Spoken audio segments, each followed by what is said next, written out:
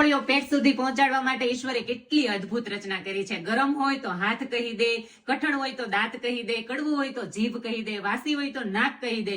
બસ ખાલી હકનું છે કે હરામનું એ જ આપણે નક્કી કરવાનું. જય દ્વારકાધીશ મિત્રો, આમ જો મસ્ત મજાના પાસ્તા બને છે મારા ઘરે. ઘણા ટાઈમ પછી પાસ્તા બનાવવાની ઈચ્છા થઈ હતી ને આજે તો મને જ ખાવાની ઈચ્છા થઈ હતી પાસ્તા. જો મસ્ત અહીંયા બફાઈને રેડી કરી નાખ્યા છે. આ બધા સોસ લઈ લીધા છે અને અમારે અહીંયા છે ને મસ્ત અહીંયા આ સોસ આવે છે ને જે ટમેટાનું ને બસિલિકુમ વાળો કંઈક મિક્સ આવે છે, એ બહુ જ મસ્ત આવે છે. ચાલો હમણાં તમને બતાવું કે હું પાસ્તાનો વઘાર કઈ રીતે કરું છું અને તમે કઈ રીતે પાસ્તા બનાવો છો ને મને કોમેન્ટ કરીને કહેજો, કેમ કે મેં ચીઝ વાળા નથી બનાવ્યા એટલા માટે. મસ્ત લસણથી વઘાર કરવાનો છે અને બધું એક જ સાથે નાખી દેવાનું છે. હું આમાં છે ને બીજું કઈ એડ નથી કરતી કેમ કે મારે સોસમાં બધી વસ્તુ આવી જાય છે એટલા માટે મેં ખાલી છે ને કેપ્સિકમ, ગાજર અને ઓનિયન અને લસણ જીરું જીરું કટિંગ કરી નાખ્યું હતું એટલે ફટાફટ પાસ્તા રેડી થઈ જશે, કઈ વાર નહીં લાગે.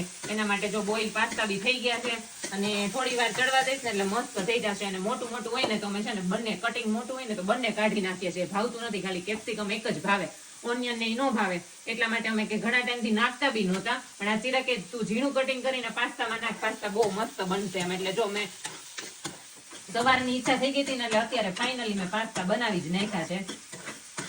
જો આ સોસમાં છે ને મેં આ બધું એડ કરી દીધું હતું અને છે ને પાસ્તા મસાલો નથી નાખતી કેમ કે મને નથી ભાવતો એટલા માટે હું છે ને મેગી મસાલો નાખું છું. અને આ મસ્ત મેં સોસ નાખી દીધો છે અને હું છે ને થોડી વાર એને 2 મિનિટ જેવું જ ઉકળવા દઈશ ને એટલે મસ્ત થઈ જશે. થોડું આમ કેવું કે સ્મેલ આવવા માંડી છે, બટ 2 મિનિટ એમનું રહેવા દેશું ને એટલે મસ્ત થઈ જશે. અને છે ને આ ગ્રેવી વાળા પાસ્તા જેવું બને એમ. આપણે ઓલો બી સોસ નાખી શકીએ અને ઘણી વાર છે ને મારી પાસે આ સોસ ન હોય ને તો હું ઘરે બી બનાવું છું. કેવું કે પીઝા ઉપર બી ચાલે અને પાસ્તામાં બી ચાલે એમ, એટલે હું ઘણી વાર ઘરે પણ બનાવી નાખું છું. પણ ક્યારેક અમે ગયા હોય ને મળી ગયો હોય તો હું લેતી આવું છું કેમ કે મારા ઘરથી જે આ મળે છે ને થોડો દૂર છે એટલા માટે. એટલે જો હું ફટાફટ આ બની જાય ને એટલે તમને બધાને ટેસ્ટ કરીને બતાવવાની છું કે આ કેવું બન્યું છે. હું ટેસ્ટ નહીં કરું, ચિરાગ કરશે. અને આ પાસ્તા જયારે બોઇલ કરતી હતી ને તો થોડું એવું મીઠું અને છે ને કેવું કે ઓલું નાખી દીધું હતું તેલ, એટલે પાસ્તા છે ને તપેલીમાં ચોટે નહીં, નતર મારે છે ને બહુ જ ચોટી જાય છે. અને હું છે ને તપેલીમાં બાફું છું, ઘણા છે ને કુકરમાં બી કરે છે. અને મારા પાસ્તા છે ને મસ્ત બનીને રેડી થઈ ગયા છે ફાઇનલી.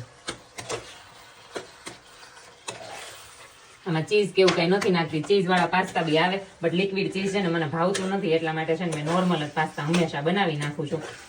તો ફાઇનલી આ પાસ્તા અહીંયા રેડી થતા હતા, જયારે બોઇલ થતા હતા ને ત્યારે મેં જો સાથે મસ્ત મરચાનું અથાણું પણ બનાવી નાખ્યું કેમ કે હમણાં પૂરું થઈ ગયું હતું ગયા વીકમાં. એટલે ચિરાગ એક વાર અથાણું પણ બનાવી નાખ્યું, આજે રજા હતી ને એટલે જો અથાણું બી બનાવી નાખ્યું. મસ્ત બની ગયું છે અને પાસ્તા બી રેડી થઈ ગયા છે. આવી જાવ તમે બધા ટેસ્ટ કરવા. આમાં તો હું જમવાનું કહું તો થાય નહીં ને એટલા માટે ટેસ્ટનું જ કહી દીધું. આવી જાવ મારા વાલીડાઓ, જો એટલા પાસ્તા ખાઈ લીધા છે. હોટલમાં ન હોય ને એવા મસ્ત બિના છે, મજા જ આવે છે. ઓલરેડી 2 પ્લેટ તો ખાઈ ગયો છો, છેલ્લી પ્લેટ છે એ ખાઈ જવાની છે, ભાગમાં કે રાખવાનું છે ને એટલે એટલી મજા આવી છે. જે મોંઘી મોંઘી હોટલમાં ન હોય ને પાસ્તા એવા બિના છે, એકદમ મસ્ત ટેસ્ટી ઇટાલિયન પાસ્તા ભૂલી જાવ એવા પાસ્તા છે. મજા જ એવા જ ખાવાની, એક નંબર. રિયલમાં વિશે હાથમાં સાદું છે, મજા આવી ગઈ. પાસ્તા ખાવાની મોજ મોજ રોજે રોજ. મિત્રોને ક્યાં આવી જાય બધા? મિત્રો આવી જ જાવ, તમે મૂંઝાતા જ નહીં, તમને મજા જ કરવાની છે. આવી જાવ બધા.